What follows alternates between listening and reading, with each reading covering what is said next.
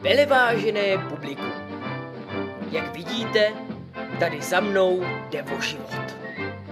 Teda, jako, ne o život, ale o život myslím. Jako o život. Jako o divadlo. O život je taková partička týpků, co hrajou divadlo. A jsou od nás, z Mladý Vožice. Proto teda jako o život. Chápete, jo? Vožice, o život. A hrajou teda taky o život. Ale jako o svůj, jo? Jako ne, že když máte nějaký umělecký cítění, že by vás to jejich divadlo nějak zabilo. Ne, to se nebojte, to jako, to oni jsou úplně v pohodě, to jako, oni zase umělecký, to jsou dost, jako. Hovořím tu proto, abyste si vůbec všimli, že nějaký soubor o život existuje a vzali to na vědomí.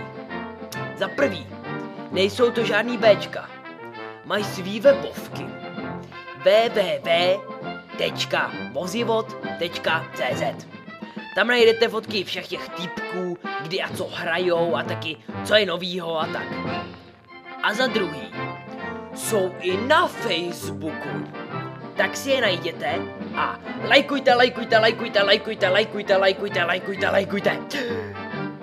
Takže se s vámi loučí Prasátko a nezapomeňte, když nejde o život, jde o hovno.